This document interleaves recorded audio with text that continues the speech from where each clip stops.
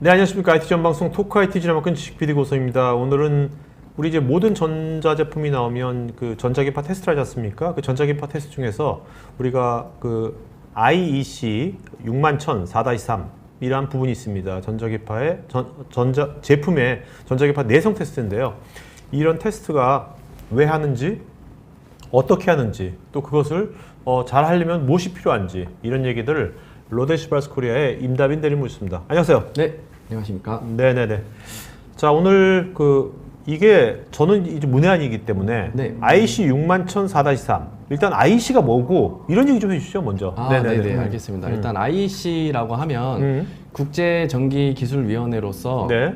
이제 전자전기 제품에 대한 이런 이제 이 표준을 제정하는 기구이고요. 그 중에서도 이제 IEC 61000-4-3은 이 국제기구에서 이제 뭐 재개정을 관리하고 있는 규격 중에 하나로서 네. 이 전자파 적합성 시험 중에 하나라고 말씀을 드릴 수 있겠습니다.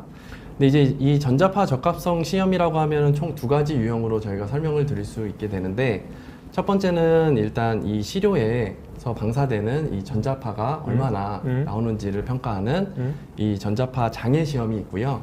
두 번째는 이 시료가 이 전자파 환경에 노출이 되었을 때 이 노출된 전자파에서 얼마만큼의 내성을 가지고 있는지를 평가하는 이 전자파 내성 시험이 있습니다. 네네. 그 중에서도 이 IEC 61000-4-3은 전자파 내성 시험 규격 중에 일부로서 이 공기 중에 방사되는 전자파에 대한 내성을 평가하는 시험 규격이 되겠습니다. 자, 그러면 제가 이 모니터를 만드는 이 모니터를 만드는 회사의 그 직원이에요. 예. 우리가 이 신제품이 나왔는데 얘를 이제 IEC 61000-4-3 테스트를 받아보려고 그래. 그 말은 이제 이 모니터가 쓸 때 다른 이런 외부 기기들이 많을 거 아니에요. 예. 그것들로 인해서 얘가 어떻게 전자제품이 나올 거니까 그것이 얼마 얘한테 영향을 미치는지 그걸 테스트해 보는 겁니까? 예, 그렇습니다. 근데 이제 본 규격에 따른 시험 조건과 절차에 따라서 시험을 진행하게 되고요.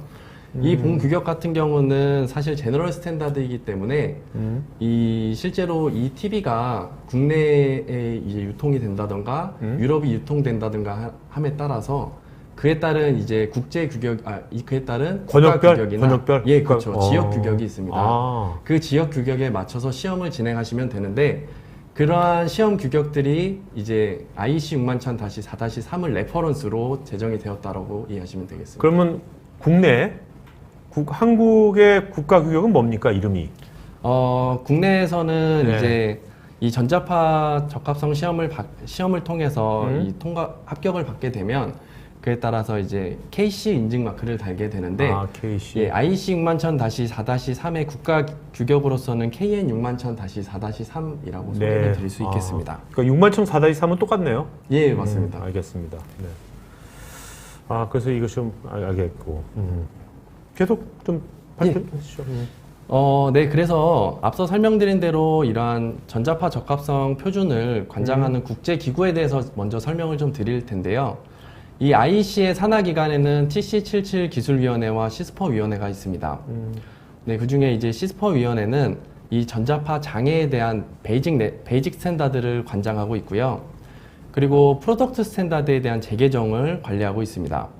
그리고 이제 TC77 기술위원회는 이제 총 3개의 분과로 분류가 되는데, 먼저 이 9kHz 이하에 대한 전자파 내성 시험 평가 규격을 관리하는 SC77A와 그리고 이제 9kHz를 초과하는 전자파에 대한 내성 시험 규격을 관리하는 SC77B, 그리고 이제 핵폭발과 같은 이제 거대한 에너지에 대한 내성을 평가하는 SC77C 분과가 있습니다. 네. 그 중에서 이제 본 규격은 SC77B 분과에서 관리하는 규격입니다. 그래서 이제 본 규격의 내용을 살펴보시면 이 전자파 내성 시험 레벨 등 기본적인 시험 조건과 그에 따른 시험 절차 등이 기술이 되어 있고요. 본 규격은 이제 2006년도에 에디션 3 버전이 공식적으로 릴리즈가 된 이후에 2007년과 2010년 두 차례에 걸쳐서 추가적으로 개정이 되어 현재까지는 에디션 3.2 버전까지 릴리즈가 되어 있습니다. 근데 여기 장표에 네. 맨 밑에 보니까 네. 2020년 네. 8월 21일 네. 내일이잖아, 내일. 네, 맞습니다. 내일에 보니까 이 에디션 4.0이 나오는 거예요, 내일? 예, 맞습니다. 오. SC77 이걸 알고서 오늘 잡은 거예요, 날짜를 오늘 택이란 게 웨비나 날짜를? 아, 네. 사실 네, 말씀하셨듯이 어. 제가 본 규격에 대해서 이 웨비나 주제로 선정은 한 이유는 이 본 규격 자체에 대한 소개도 이제 필요해서 이제 제가 공개적으로 준비를 했지만 무엇보다도 IC 6000-4-3은 2017년도부터 에디션 4 드래프트 버전이 논의가 되었었는데 이 최근에 IC 회원국의 과반수 이상의 동의를 얻어서 본 규격이 이번 연도 하반기에 릴리즈가 될 예정이었고 제가 오늘 이제 웹스토어 IC 웹스토어에서 확인을 해보니까 당장 내일 이제 에디션 4가 정식적으로 발행된다라고 네. 이제 제가 그렇게 이제 전달을 드릴 수 있겠습니다. 네. 이따가 한번 설명하시겠지만 네. 짧게 에디션 4에서 가장 크게 차이점? 가장 큰 에디션 4 나온 것 중에 가장 큰 차이랄까? 네. 뭐 특이한 건 뭡니까? 일단 주요 업데이트 사항으로서 네. 이제 에디션 3.2에서는 일단 시험 레벨이 6기가까지 한정이 되어 있었는데요. 아무래도 이제 무선 주파수 대역이 확장됨에 따라서 그렇죠. 5G도 요새 많이 나오고 그러니까. 예, 그렇죠. 그러다 보니까 이제 시험 레벨이 확장될 필요성이 있었기 때문에 이 상한 주파수 제한을 삭제를 했습니다. 아, 네. 예. 알겠습니다. 네. 그리고 뭐 추가적으로 설명을 드리면 이제 멀티톤 테스트에 대한 시험 방법이 또 소개가 되어 있는데 이러한 주요 업데이트 사항들은 제가 추후에 오케이. 좀 다뤄보도록 하겠습니다. 네네. 네, 먼저 이제 IC 6000-4-3에 대해서 소개를 드릴 텐데요. 가장 최근에 공식적으로 릴리즈된 에디션 3.2 버전 기준으로 다음과 같이 이 10개의 소주제와 10개의 부록으로 구성이 되어 있습니다. 먼저 이 본 규격의 5절의 테스트 레벨에 대해서 설명을 드리면 EUT에 인가할 이 전기장 세기에 대해서는 본 규격의 이 왼쪽 표와 같이 그 전기장 세기 레벨을 규정하고 있는데요. 이때 지금 본 규격은 제너럴 스탠다드이므로 그에 따라서 이제 특정한 레벨로 선정이 되어 있지는 않습니다. 네. 따라서 이제 안엑스 2 부록을 보시면 이 프로덕트 스탠다드 위원회에서 시험 레벨을 선정하도록 할 수 있도록 이 가이드라인이 제시가 되어 있고요. 실제로 저희가 이제 EUT 테스트를 진행하게 되면 EUT 여기서 EUT라는 것은 이제 제품 예. 테스트할 대상을 말하는 거죠? 예, 맞습니다. 그쵸? 네네. 네. 이제 어떻게 보면 제가 이제 시료라고 말씀을 드릴 수 있겠는데 네. 이 시료에 속한 이 프로덕트 스탠다드에 그 명기되어 있는 시험 레벨로 시험을 진행하시게 됩니다. 그럼 여기서 그레이드 있지 않습니까? 1, 2, 예. 3, 4 나와 있는데 예. 그레이드가 올라갈수록 예. 그만큼 이제 테스트 강도가 세지는 거죠? 예, 그렇습니다. 그래서 이제 예를 들어서 이 내성 시험을 했을 때 그 만약에 페일이 나는 상황에서 치명적인 문제가 발생을 하는 경우에는 그에 따라서 이 그레이드를 높여서 시험 레벨을 선정한다라고 보실 수 있겠고요. 네. 이 왼쪽에 보시는 테이블의 이 시험 레벨은 이 무변조 레벨입니다. 여기서 이제 무변조라고 하면 이제 왼쪽 그림에서 보시는 것처럼 이제 변조되지 않은 순수한 사인파를 의미하게 되는데 네. 실제로 실테스트를 진행할 때는 이 무변조 신호를 80% AM 모듈레이션을 걸어서 EUT에 인가하게 됩니다. 80% 모듈레이션 시킨다는 원래 세기가 예. 1이라면 네. 1.8까지 더 확장시킨다는 겁니까? 예, 맞습니다. 왜 그렇죠? 왜 그렇게 하죠? 왜 80%를 이렇게? 아, 네. 네. 그거에 관해서는 이 네. 본규격의 어넥스 A 부록에 소개가 되어 있는데요. 같이 한번 살펴보시도록 하겠습니다. 일단 그 당시에 이 전자파 환경을 모사하여서 이 다음과 같이 4개의 모델링을 선정했었는데요. 이 모델링을 이제 이 선정한 모델링으로 실험을 할 결과 이 AM 모듈레이션에는 다음과 같은 장점이 있었다고 합니다. 네. 그 내용에 대해서 좀 설명을 드리면 먼저 이 협대역 특성 측정 시에 그 주변 환경 노이즈가 매우 낮게 깔리는 특성이 있었고 모든 주파수에서 동일한 모듈레이션을 걸 수 있는 장점이 있었습니다. 네. 그리고 일반적으로는 이 펄스 모듈레이션이 되게 가혹하다는 조건으로 알고 있는데 실제로 AM 모듈레이션을 걸었을 때 펄스 모듈레이션만큼이나 가혹한 조건을 형성했기에 이에 따라서 저희가 이제 실환경을 모사할 때 AM 모듈레이션을 걸어서 시험을 진행하게 됩니다. 네. 그리고 이제 계속해서 본 규격의 시험 조건에 대해서 말씀을 드리면 이 앞서 설명드린 이런 전기장 세기를 형성하도록 하는 방사 안테나와 EUT 사이의 거리는 본 규격에서 3m 거리를 권장하고 있고요.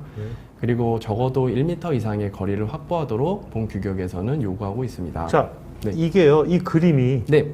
이 그림이 지금 이제 61,4-3, 네. 요 테스트를 하는 요 공간인 거죠? 예, 시험 환경입니다. 시험 환경이잖아요. 예, 맞습니다. 근데 이 여기를 한 번도 안 본 사람은 지금 이걸 보고서 이 그림을 보고서 이게 뭐지? 위에 올라가 산이야 뭐야? 네. 그거 다 뭔지 모르겠거든요. 예, 예. 이 환경이 뭔지 이 환경 좀 설명해 주시겠습니까? 네. 구성을 좀. 네. 이 방사 내성 시험을 하기 위해서는 네. 일반적으로 저희가 이제 아나코익 챔버나 세미 아나코익 챔버에서 시험을 하게 되어 있는데요. 먼저 일단 무반사, 예, 맞습니다. 무반사나 근데 무반사라는 것이 왜 필요한 겁니까? 무반사가 일단. 일단은 이제 외부에서 이제 발생하는 이 전기장들은 시험에 이제 불확도에 영향을 미칠 수 있기 때문에 이 외부 공간에서 발생하는 전자파를 차단하는 오케이. 이 공간이 필요하고요. 네. 무반사실이라고 하면 내부에서도 이 전자파가 벽면이나 천장을 통해서 반사가 될 수 있는데 이 반사가 되지 않도록 흡수체를 설치한 네. 공간을 의미합니다. 근데 여기서 이제 반사파를 이제 흡수하는 이 업소버를 배치하는 이유는 이제 추후에 설명드린 균일장을 저희가 형성을 해야 되는데요. 이 균일장을 형성하는 데 있어서 반사파는 이제 장애 요소로서 이제 균일장을 형성하기 되게 어려운 그런 이제 환경 요소를 환경을 만들게 왜곡시키니까 됩니다. 예. 얘가. 그래서 이제 그에 따라서 내부 벽면에서 반사가 되는 영향을 줄이기 위해서 네. 이 무반사실에서 진행을 하고요. 오케이. 본 규격에서는 이제 세미 아나코익 챔버에서도 시험을 할 수 있게 되어 있는데 이 세미 아나코익 챔버는 바닥면이 이 접지면으로 된 곳입니다. 네. 그래서 지금 그림에서 보시는 것처럼 이제 일부만 이 업소버가 중간에 배치되어 있는 것을 보게 되는데요. 어넥스 C 브록을 보시면은 이러한 균일장을 형성하는 데에 방해하는 방해파 요소를, 반사파 요소를 없애기 위해서 안테나와 시료 사이에 이런 부가적인 흡수체를 배치하여 보완하는 것을 허용하고 있습니다. 네네. 그리고 예, 앞서 잠깐 설명드린 이 균일장에 대해서는 6.2절에 소개가 되어 있는데요. 이 균일장 평가 방법에 대해서 소개를 좀 해드리겠습니다. 자, 일단요. 균일장이 뭡니까? 균일장이 왜 필요해요? 아, 이 시험을 할 때. 균일장은 일단 이 EUT는 한 점이 아니라 이제 어떤 면적을 갖고 있을 텐데 EUT에서 나오는 EUT EUT 표면은 네. EUT는 이제 한 점이 아니라 이제 표면을 갖고 있지 않습니까? 네네네. 그래서 이런 면적을 갖고 있을 텐데 이 면적에 균일한 전기장 세기를 형성하기 위해서 저희가 사전에 검증하는 절차가 균일장 평가입니다. 네네. 그래서 이제 저희가 균일장을 평가하는 데 있어서의 균일장 요구 조건은 이 면적 내에 균일장이 규격에서 허용하는 범위 내 편차에 있어야 된다라고 요구를 하고 있고요. 그러한 허용 범위 내에 들어오는 균일장을 이 시험 환경에서 저희가 이제 시험 환경에서 이 균일장을 형성하도록 본 규격에서는 요구하고 있습니다. 그러니까 우리가 테스트하기 전에 균일장을 딱 만들어 놓는다. 셋업한 다음에 예. 그 균일장이니까 예. 그것이 이제 실제로 나중에 이제 테스트를 할 때 얘가 이제 실제로 내성 테스트니까 예. 얘가 영향을 미치는지 안 미치는지를 균일장의 상황을 계속 모니터링하면 알겠네요. 예, 그렇죠. 이 보시면은 예를 들어서 TV 같은 경우도 저희가 실호라고 가정을 하면 네. 뭐 규격에서 10V per 미터로 전기장 세기에 노출을 하라고 했을 때 이쪽은 10V고 왼쪽은 또 5V고 이렇게 편차가 발생할 수 있지 않습니까? 그에 따른 이제 불확도를 줄이기 위해서 균일장을 이제 형성을 하도록 본 규격에서는 요구하고 있다고 보시면 되겠습니다. 그러니까 균일장을 잘 형성됐는지를 측정하는 것도 되게 중요하겠네요. 그렇죠. 사전 검증 사항으로서 이 절차에 대해서 제가 이제 소개를 해드릴 건데요. 먼저 이 시험 조건을 살펴보시면 균일장을 형성하기 위한 최소 면적으로는 가로 세로 1.5m를 본 규격에서 요구하고 있고요. 다만 이제 EUT의 면적이 균일장보다 작을 경우에는 가로 세로 0.5m로 축소해서 형성할 수가 있게 됩니다. 네. 그리고 이제 균일장을 이제 형성할 때는 그에 따라서 이제 시험하는 EUT의 크기가 중요한데요. EUT가 1.5m, 가로 세로 1.5m보다 크면 이 균일장의 면적을 가로로 또는 세로로 0.5m 스텝 사이즈로 확장시켜서 네. 저희가 형성을 할 수 있게 됩니다. 그리고 이제 뭐 그 밖에도 뭐 여러 조건이 있는데 일단 이 바닥 접지면으로부터 0.8m 높이에서 균일장은 형성이 돼야 하고요. 이 균일장을 형성할 때는 저희가 이 면적에 0.5m의 그 스텝으로 격자점을 형성을 하게 됩니다. 이 보시는 그림에서 이 원형점을 저희가 격자점이라고 하는데요. 네. 이 격자점에 필드 프로브를 배치해서 전기장 세기 레벨을 기록하고 이 각 격자점별 전기장 세기의 편차가 규격에서 허용 범위 내에 들어온다면 저희는 그 면적에 대해서 균일장으로 판정할 수 있게 됩니다. 네. 그에 따른 이제 본 규격의 허용 기준에 대해서 살펴보시면 일단 이 격자점의 75% 이상에서 6dB 이내의 편차에 들어와야 하고요. 그리고 이제 예외적인 조건으로는 가로 세로 0.5m로 최소 사이즈로 구성하게 되면 4개의 격자점 모두에서 6dB 이내에 들어와야 합니다. 그리고 본 규격에서는 이 추가적인 예외 사항이 있는데요. 1기가 이하의 시험 주파수 대역에서는 이 균일장의 이 격자점별의 그 편차가 6dB를 초과하더라도 그 초과된 편차가 10dB 이내에 형성이 되어 있다면 균일장으로 간주할 수 있습니다. 네. 단 이때는 이 전체 시험 주파수의 3% 이내로 이 초과된 주파수의 개수가 형성이 돼야 합니다. 이에 따라서는 좀 자세한 이해를 돕기 위해서 아래 그림을 보시겠는데요. 먼저 80메가에서 1기가 대역의 시험 주파수의 총 개수가 100개라고 가정을 하고요. 그래프에서 보시는 바와 같이 6dB를 초과한 주파수의 개수가 2개라고 가정을 해보겠습니다. 이때 이제 원 컨디션 기준으로는 6dB를 초과했기 때문에 이 면적에 대해서는 균일장 불합격 판정을 내려야 하는데요. 방금 설명드린 이러한 예외 조건들을 적용하게 되면 전체 시험 주파수 100개의 3%인 3개 이하로 초과된 주파수의 개수가 형성이 되기 때문에 이 면적에 대해서도 균일장으로 간주할 수 있게 됩니다. 네, 그래서 이제 균일장을 평가하는 방법으로서는 2가지 방법이 제시가 되는데요. 첫 번째는 일정 전기장 세기 교정법입니다.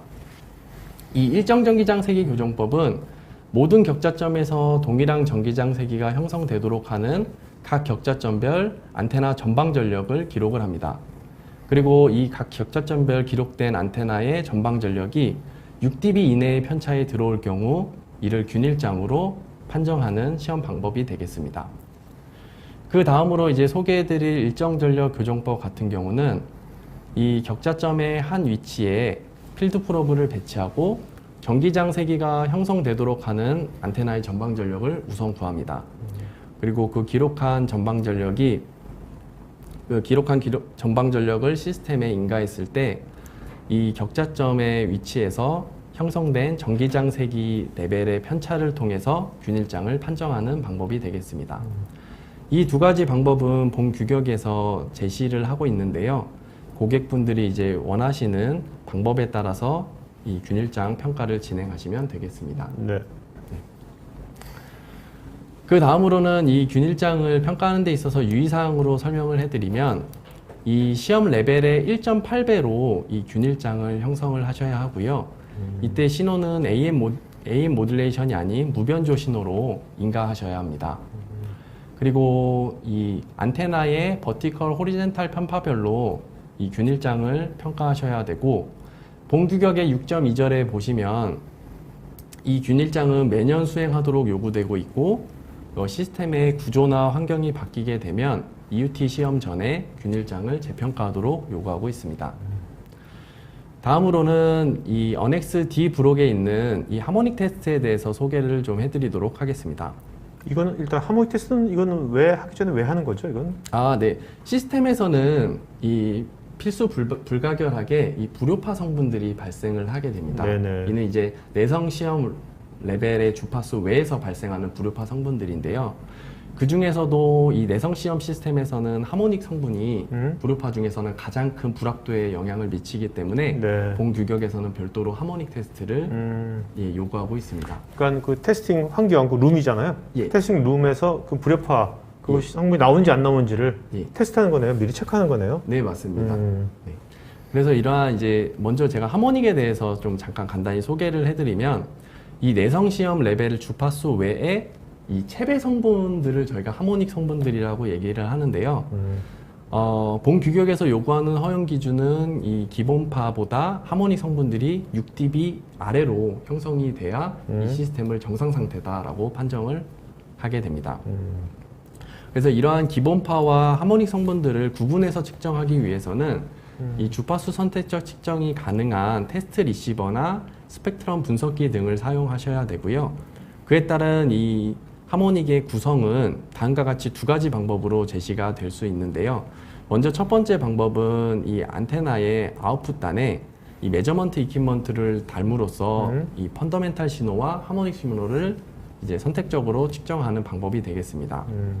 이때는 이 앰프 출력단이 매우 높은 레벨이 형성이 되기 때문에 이 메저먼트 이퀴먼트를 다이렉트로 달게 되면은 이 장비가 고장이 날 수가 있습니다. 네. 예, 그에 따라서 이제 어테뉴에이터를 중간에 배치하셔야 하고요. 두 번째 방법은 이 어테뉴에이터가 없을 때 사용할 수 있는 방법인데 이 디렉셔널 커플러 포워드 단에 이 일반적으로 사용하는 파워 센서 대신에 이 주파수 선택적 측정 장비로 대체를 해서 이 하모닉 테스트를 진행하실 수가 있습니다. 네. 그래서 이제 그에 따른 이 하모닉 테스트를 자사의 소프트웨어인 EMC32로 측정을 했을 때는 네. 아래 그래프에서 보시는 것처럼 이 기본파 대비 마이너스 6dB 이내로 하모닉 성분들이 형성이 되는 것을 확인하실 수가 있겠습니다. 네. 네. 그 다음으로는 이제 추가적으로 이 본 규격에 따른 EUT 테스트를 하기 전에 세츄레이션 테스트로 시스템의 사전 검정을 요구하고 있는데요. 그와 관련된 절은 6.2절과 안엑스 D 부록에 소개가 되어 있습니다. 자, 일단 세츄레이션 테스트는 또 뭐죠? 이건 왜 필요한 거죠? 네, 일단 이제 시스템이 세츄레이션이 되었다고 하면 이 시스템의 과도한 입력 레벨이 인가되어서 이 시스템이 포화되었다라고 말씀을 드릴 수 있겠는데요. 시스템이 포화가 되면 기본파 외에도 이런 불효파 성분들이 발생하는 문제가 있고요. 아, 네. 또 추가적으로 이제 문제가 되는 부분은 저희가 내성 시험 레벨을 이제 시스템에서 의도한 대로 제대로 출력을 할 수 없는 문제가 생기게 됩니다. 네. 그에 따라서 이제 본 규격에서는 이 첫 번째 불효파 성분들이 발생하는 문제에 대한 해결 방안으로서 앰프의 출력단에 로패스 필터나 튜너블 밴드 패스 필터를 체결하는 것을 허용을 해주고 있는데요. 아, 그래서 불협화파를 없애려고요? 예. 이제 그러한 시스템 구성이 본 규격에서 이제 소개가 되어 있는데 가장 이제 중요한 근본적인 문제는 앞서 설명드린 대로 이 내성 신호 레벨을 이제 원하는 이제 의도한 대로 제대로 출력을 할 수 없다는 게 이 세츄레이션 시스템의 문제입니다. 예를 들어서 말씀을 드리면 이 본 시스템이 2dB 컴프레셔의 세츄레이션이 걸렸을 때 80% AM 모듈레이션을 하게 되면 기대하는 맥스 레벨보다 20% 아래로 형성이 되게 됩니다. 네. 네, 그에 따라서 이제 시험 결과의 신뢰성을 확보할 수 없게 되기 때문에 이 EUT 시험 전에 세츄레이션 평가를 통해서 본 시스템이 선형 조건이라는 것을 확인하셔야 합니다. 네. 네. 네. 그래서 이제 이 세츄레이션 테스트에 대한 시험 절차에 대해서 좀 소개를 해드릴까 하는데요. 먼저 이 시험의 전기장 세기를 형성하도록 하는 시스템의 인풋 레벨과 아웃풋 레벨의 상관관계를 기록합니다. 그때 인풋 레벨은 시그널 제너레이터에서 생성하는 입력 레벨이 되겠고요. 아웃풋 레벨은 안테나에 인가되는 포워드 파워가 되겠습니다. 이제 아래 그림의 예시를 통해서 제가 좀 설명을 드리겠는데요. 일단 18V per 미터의 전기장 세기를 형성하기 위해서 인풋 레벨을 마이너스 50dBm, 그에 따른 아웃풋 레벨을 10dBm이 필요하다라고 가정을 해보겠습니다. 네, 이 상태에서 인풋 레벨을 마이너스 5.1dB 했을 때 이 포워드 파워의 편차를 통해서 저희가 세츄레이션 판정을 하게 되는데요. 이상적으로는 당연히 인풋 레벨이 마이너스 5.1dB 낮아졌으니까 네. 그에 따라서 이제 아웃풋 레벨도 마이너스 5.1dB가 낮아져야 하는데 본 규격에서는 이 세츄레이션의 허용 기준을 이 5.1dB에서 2dB 낮은 3.1dB까지 허용을 해주고 있습니다. 이제 그에 따라서 앞서 설명드린 예를 기준으로 이 허용 기준을 다시 한번 재해석을 하면 이 18V 파워 미터를 형성하기 위한 이 포워드 파워가 10dBm이 필요하다고 가정했을 때 이때 시스템의 인풋을 마이너스 5.1dB를 내리게 됨에 따라서 이 포워드 아웃풋 파워도 이상적으로는 4.9dBm이 낮아져야 되는데 본 규격에서 허용하는 기준에 따라서 2.9dBm 사이로 형성이 된다면 그에 따라서 이 시스템을 이 포화되지 않은 정상 상태라고 판정을 할 수 있게 됩니다. 네, 본 세츄레이션 테스트에 대한 이 컨디션에 대해서 소개를 해드리면 앞서 설명드린 이 균일장 평가와 마찬가지로 시험 레벨에 1.8배를 곱해서 형성을 해줘야 하고요. 이때 이제 허용 기준으로서는 앞서 설명드린 대로 이 안테나 포워드 파워의 편차가 3.1dB와 5.1dB 사이에 허용 기준 내에 들어와야 합니다. 네, 이러한 기준을 저희는 또 다른 말로 이 2GB 컴프레션 포인트라고 하는데요. 이제 관련해서 본 규격에 6.2절의 노트 2에 보시면 EMC 시스템에 대해서는 이 2dB 컴프레션 포인트로 허용 기준을 완화한 이유에 대해서 소개를 하고 있습니다.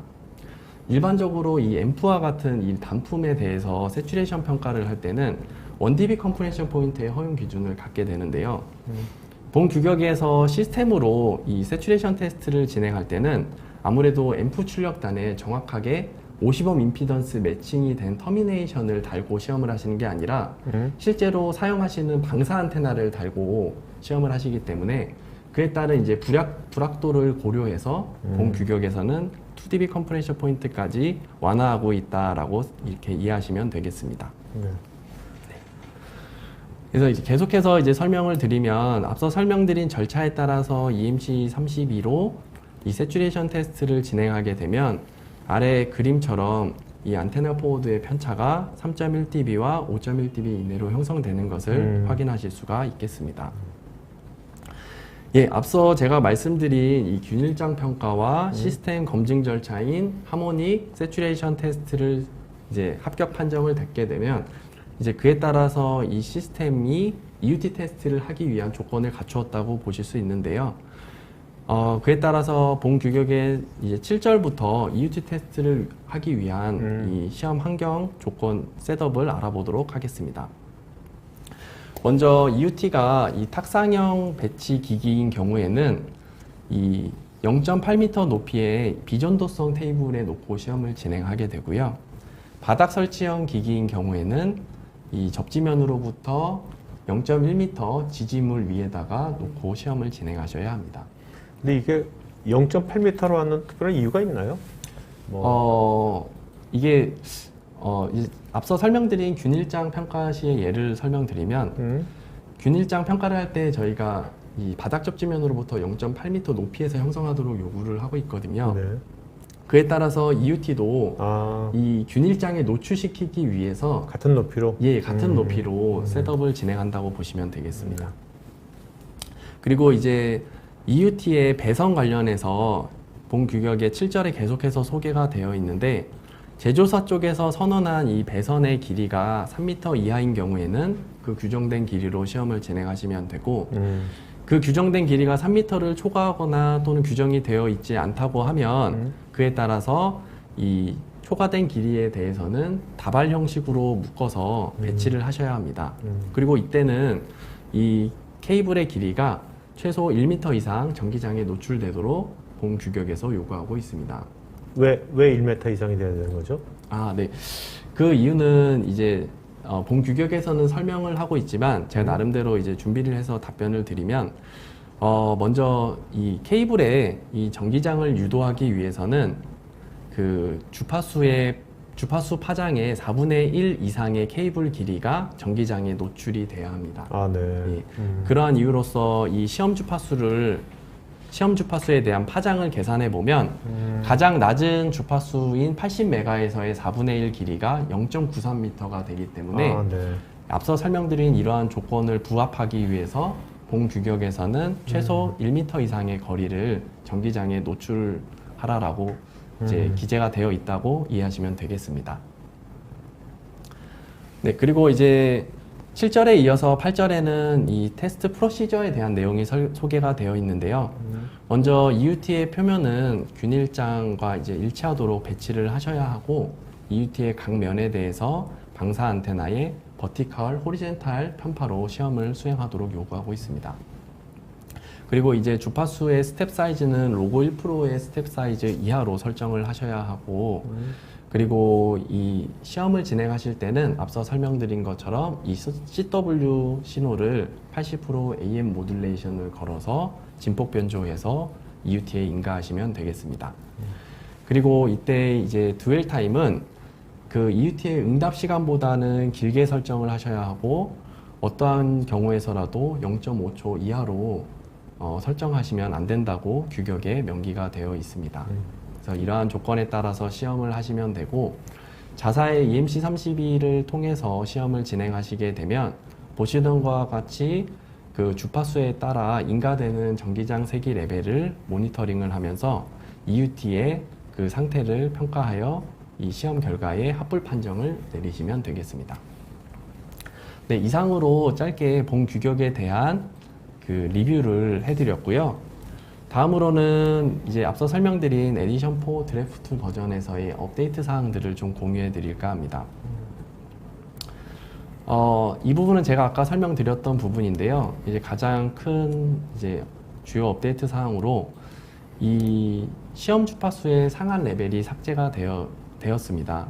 말씀드린 것처럼 뭐 5G 통신이 이제 또 상용화가 되었고, 계속해서 이 무선 주파수의 서비스 대역은 확장될 것이기 때문에 6기가 이상으로 시험을 진행할 필요성을 느껴서 본위원회에서는 이 상한 주파수 제한을 삭제했다고 보시면 되겠고요. 그리고 이제 두 번째로 주요 업데이트 사항으로는 이 어넥스 I 브록의 멀티톤 테스트에 대한 소개가 되어 있습니다. 이 멀티톤 테스트라고 하면 이 동시에 이 다중의 주파수에서 내성 신호를 인가해서 병렬적으로 EUT에 인가하는 시험 방법입니다. 네. 그에 따라서 이제 기대할 수 있는 장점으로는 이 시험 시간을 획기적으로 절약할 수 있는 방법이 있겠습니다. 근데 이제 이러한 멀티톤 테스트를 하기 위해서 본 규격에서 요구하는 조건들은 첫 번째로 이 세츄레이션과 하모닉 테스트를 사전 검증 차원으로 진행을 하셔야 합니다. 이때 이제 세츄레이션과 하모닉 테스트는 앞서 설명드린 절차와 동일한 방법으로 진행을 하시는데, 이때는 시스템에서 단일 톤이 아닌 멀티톤을 형성한 상태에서 평가를 하게 되어 있고요. 그리고 이러한 멀티톤으로 신호를 형성하게 되면 이 원신호의 합차에 의한 주파수 대역에서의 이 불효파 성분들이 발생을 하게 됩니다.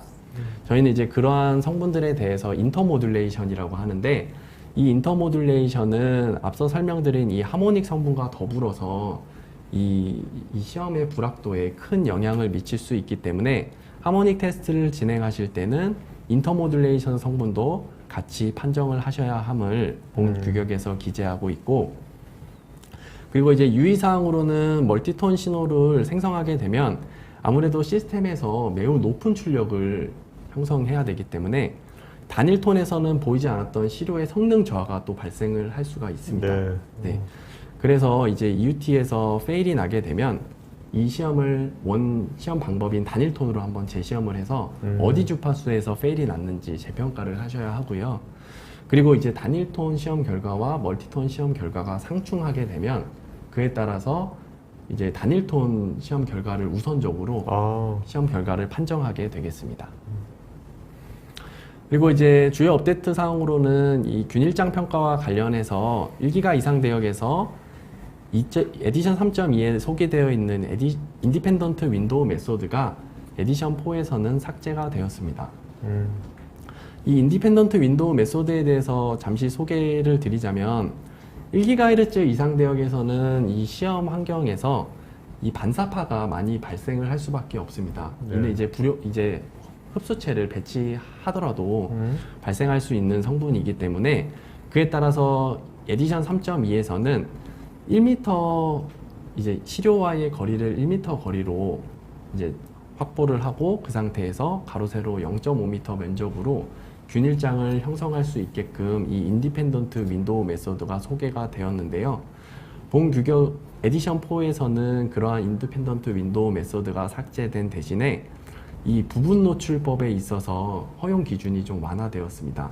그 부분에서 좀 설명을 드리면 에디션 3.2에서는 부분 노출법을 시행할 때 가로 세로 균일장의 면적을 최소 1.5m로 요구를 하고 있는데 이 에디션 4에서는 부분 노출법을 시행할 때 이 가로 세로의 그 기준을 0.5m로 축소하는 걸 완화하고 있습니다. 네. 네. 그리고 이제 계속해서 이 균일장 관련해서 좀 업데이트 사항이 있는데요.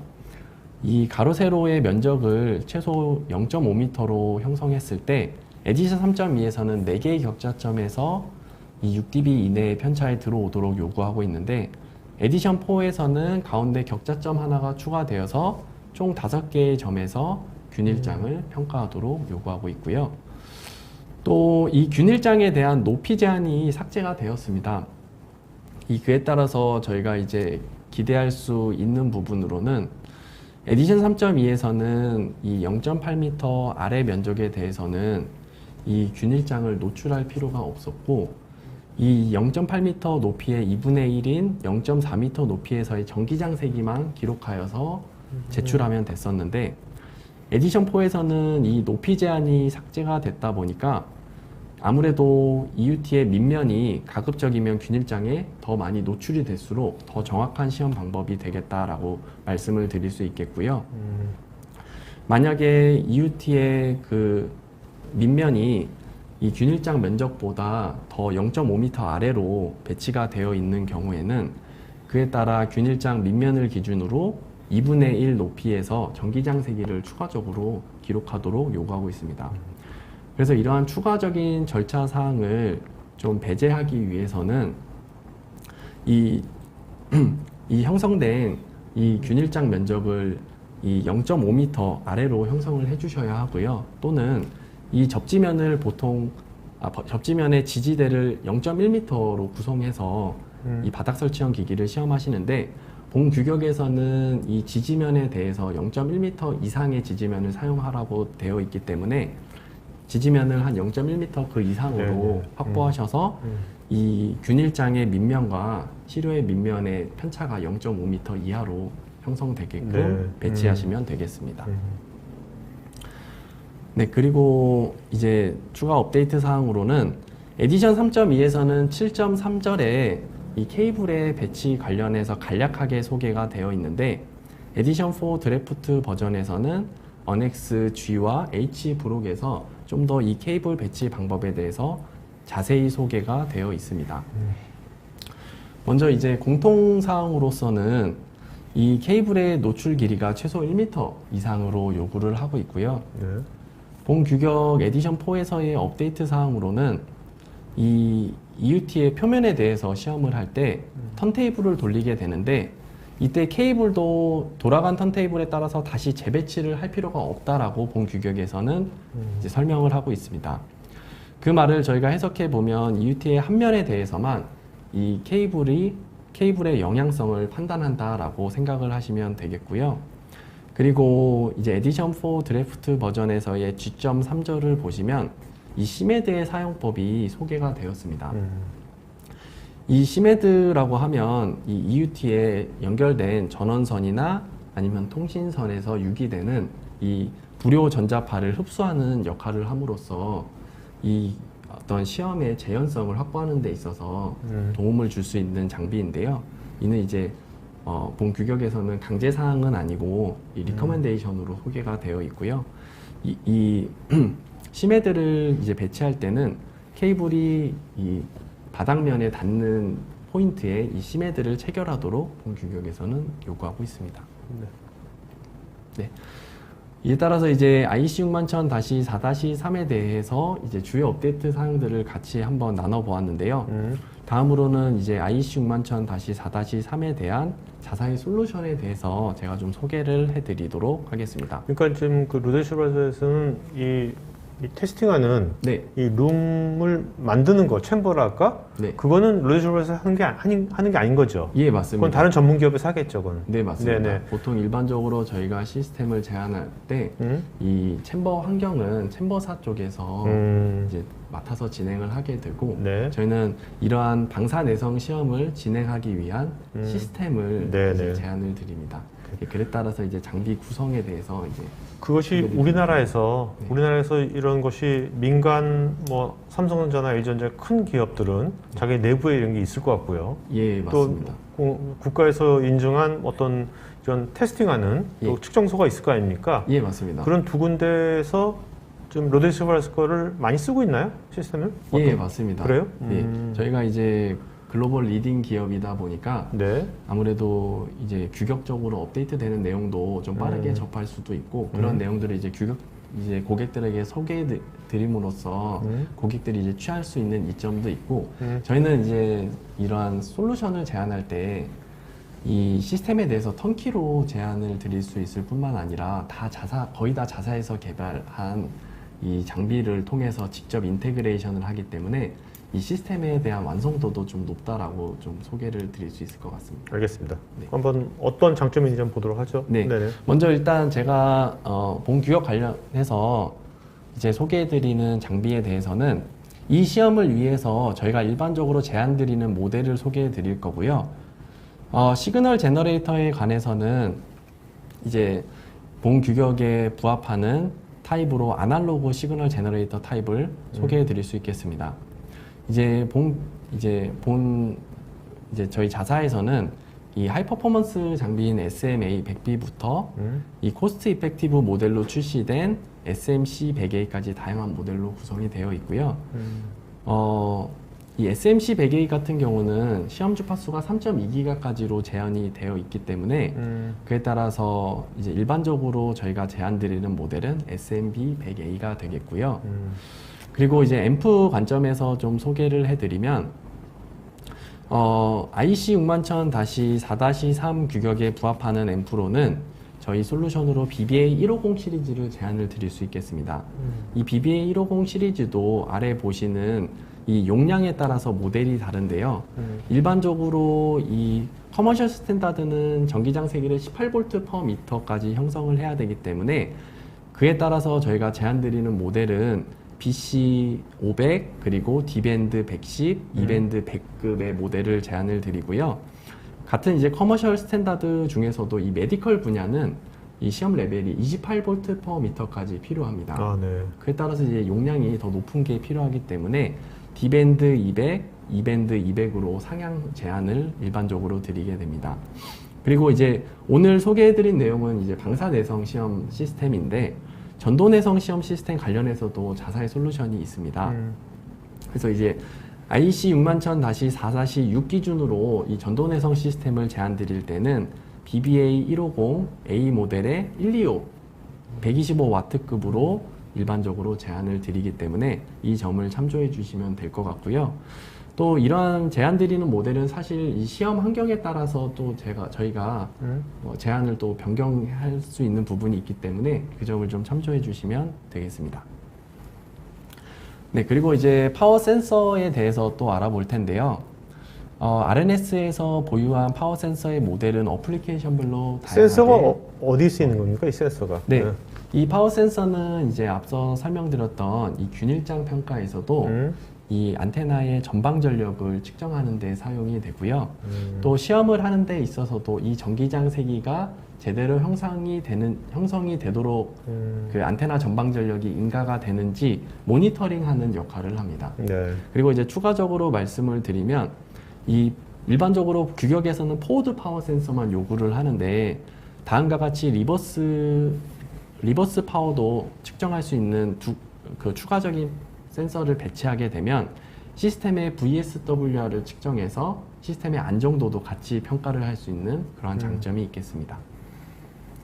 네, 그래서 이제 본 규격의 커머셜 기준으로 이 자사의 솔루션을 소개해 드리면 그 일반적으로 에버리지 타입인 NRP6A 모델을 선정을 드리는데요.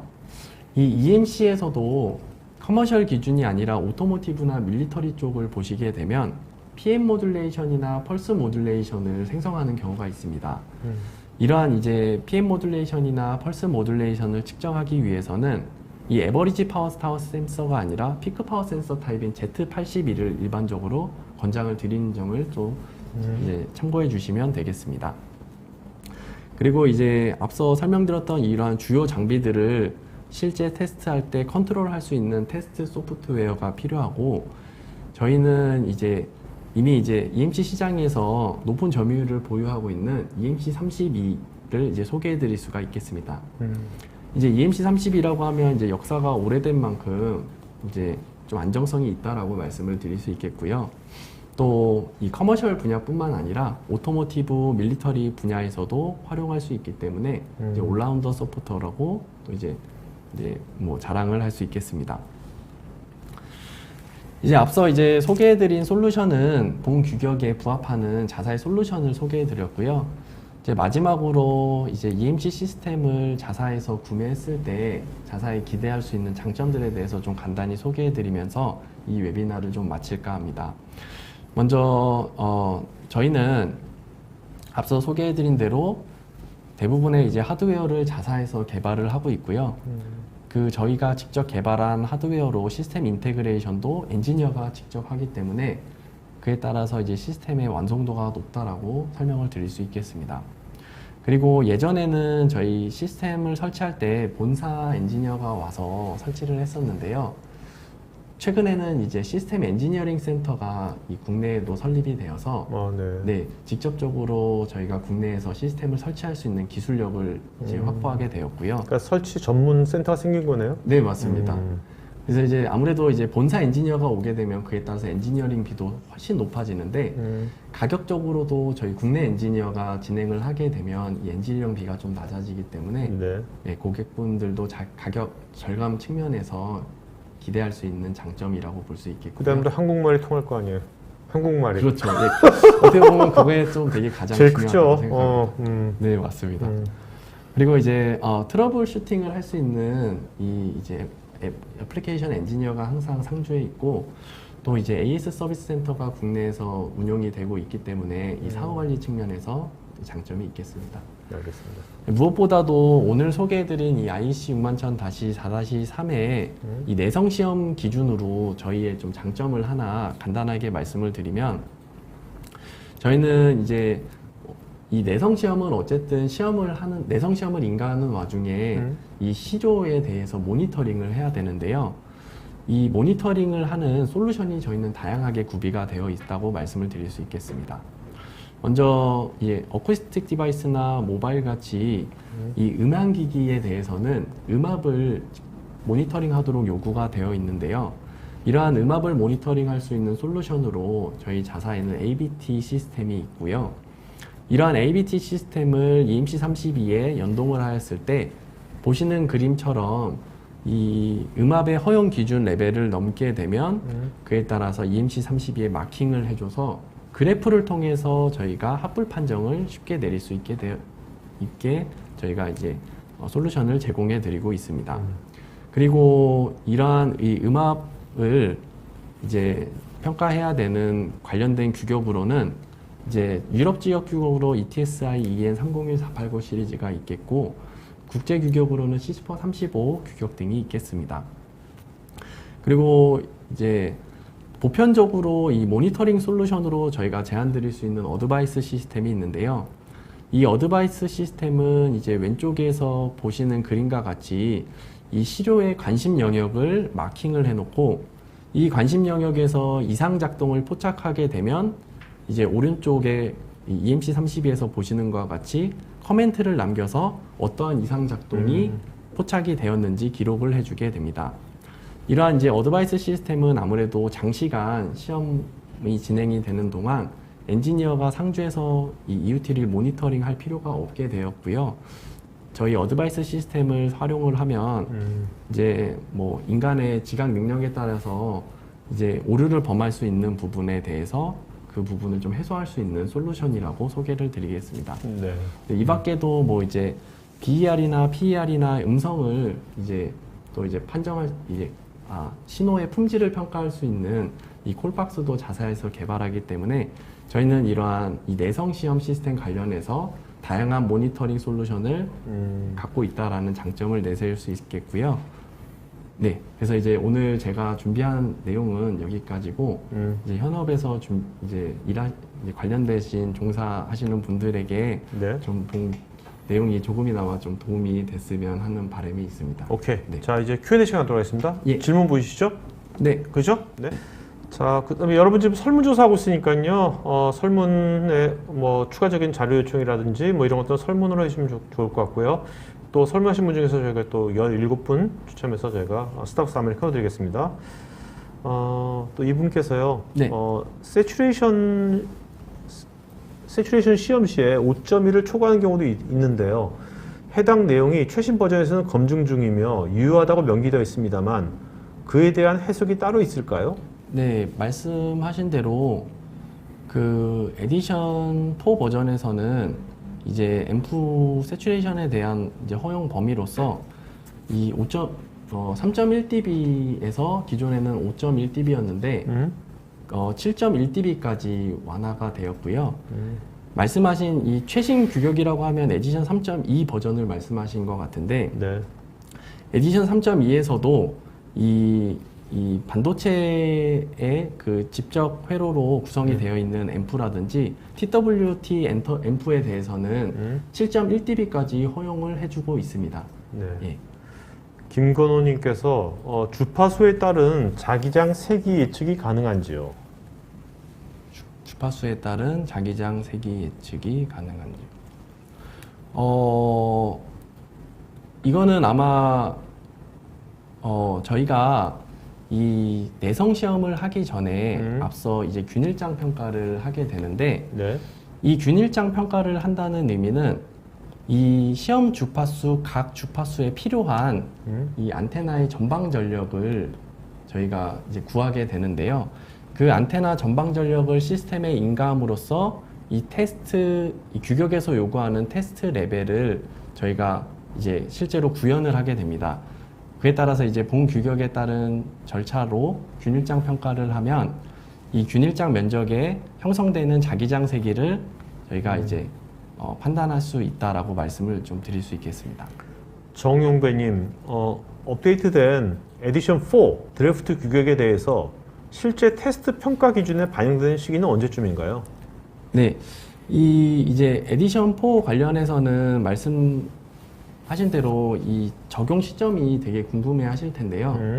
IEC 60000-4-3은 국제 규격이다 보니까 사실상 이 규격을 인용하는 규격들을 기준으로 저희가 시험을 하게 됩니다.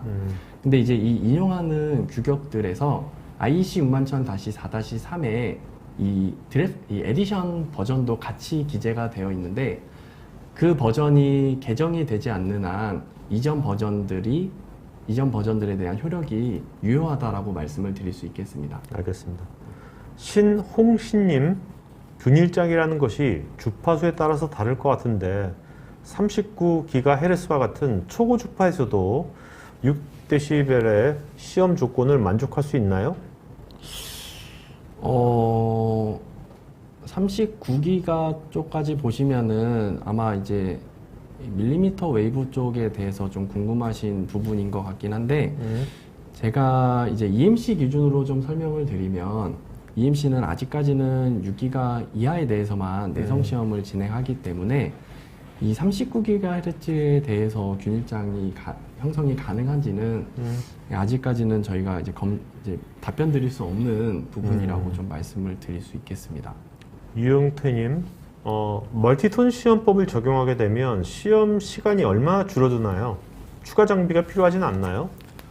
예, 일단 말씀하신 대로 이제 멀티톤 시험을 하게 되면 확실히 시험의 절감 효과가 나게 되는데 이 멀티톤 시험을 할 때 그 동시에 형성하는 그 신호가 몇 개이냐에 따라서 답변이 달라질 것 같고요. 이상적으로 말씀을 드리면 멀티톤 시험을 할 때 단일 톤이 아니라 두 개의 톤에서 형성을 한다라고 하면 뭐 이론적으로는 두 개가 되겠고요.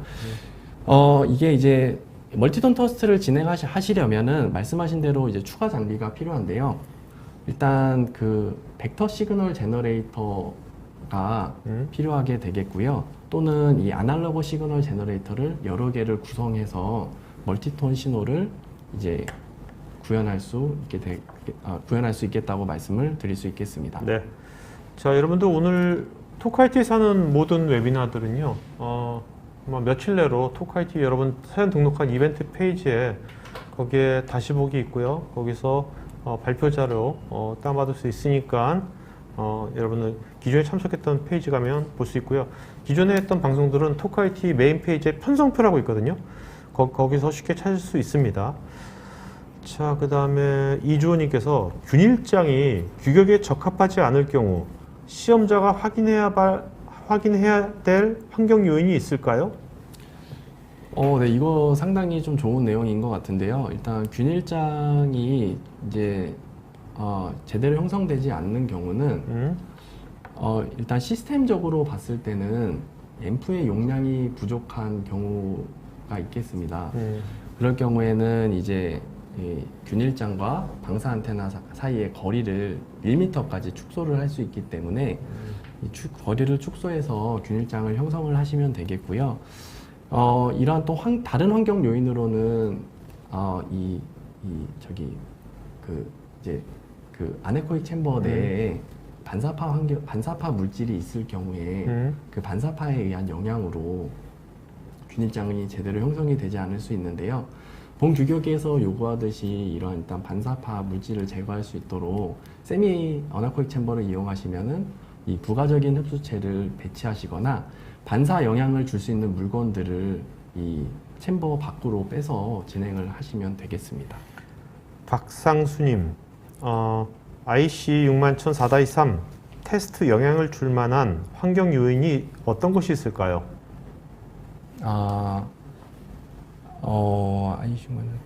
테스트 영향을 줄 만한 환경 요인은 일단 아무래도 본 규격에 대해서 시험을 진행하실 때 저희가 일반적으로 세츄레이션 테스트도 진행을 하고 하모닉 테스트를 진행함으로써 이 시스템에 대한 불확도 요인을 많이 이제 저희가 줄였다고 얘기는 하겠지만 사실 그 외에도 이 시스템에서는 저희가 알 수 없는 불요 성분들이 또 많이 발생을 할 수가 있습니다. 네네. 예, 그에 따라서 이런 불요 신호들이 이러한 이 시험 결과의 패스페일에 영향을 줄 수 있겠다라고 말씀을 드릴 수 있겠고요. 만약 그런 부분이 이제 좀 문제 원인으로 유추가 된다고 하시면 저희 기술 지원팀을 불러주시면 저희가 이제 시스템 검증을 통해서 그러한 요소가 있는지 좀 이제 확인을 해드릴 수가 있겠습니다. 신홍신님께서 통상적으로 시험서 평가를 할 때 6dB를 기준으로 삼는 이유가 따로 있나요?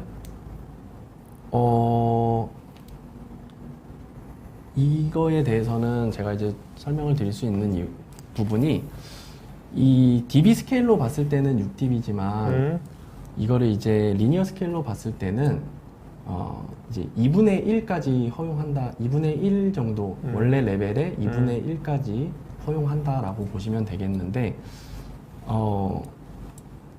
네, 그거에 대한 기준은 사실 그냥 규격에 나와 있기 때문에 네네네. 그 절차를 따른다고 좀 볼 수 있겠고요. 알겠습니다. 네. 자, 오늘 Q&A는 여기까지 하겠고요. 여러분들 설문 마주해 주시면 저희가 더 좋은 방송 만드는 데 반영했고요. 또 로데시버에서의 혹시 요청사항이라든지 자료 요청 같은 것들은 설문에 구체적으로 해주시기 바랍니다. 자, 오늘 질문하신 분 중에서요, 세 분, 유용태님, 이상원, 이주호, 유용태, 이상원, 이주호, 요 세 분은요, 저희 스태프 이메일 주소로 본인 이름, 주소, 핸드폰, 이메일 보내시면 저희가 스타벅스 아이스 아메리카노 보내드리겠습니다. 자, 근데 마지막으로 할 말씀 해주시면 맞춘 거 할까요? 네네. 일단 시간이 좀 너무 짧다 보니까 사실 제가 EMC 32 절차까지 원래는 주제로 잡았었는데 그 부분에 대해서 좀 제가 소개를 못 해드린 점은 좀 유감으로 생각하고요. 다음에 이제 만약에 추가적인 이제 요구사항이 있다면 다음 웨비나 때는 이 EMC 32를 통한 셋업 방법까지 제가 좀 소개를 해드리겠습니다. 그리고 제가 이제 좀 이제 웨비나를 진행하면서 아무래도 처음이다 보니까 좀 많이 긴장을 했는데 그럼에도 불구하고 이제 끝까지 시청해 주셔서 감사하고요. 앞으로도 이제 로데 슈바르즈에 대해서 궁금하신 부분이 있으면 많이 이제 연락 주시면은 그에 따라서 잘 대응을 해드리도록 하겠습니다. 네, 알겠습니다. 자, 오늘 이어서 방송 마치도록 하겠습니다. 오늘 고맙습니다. 네, 감사합니다. 네.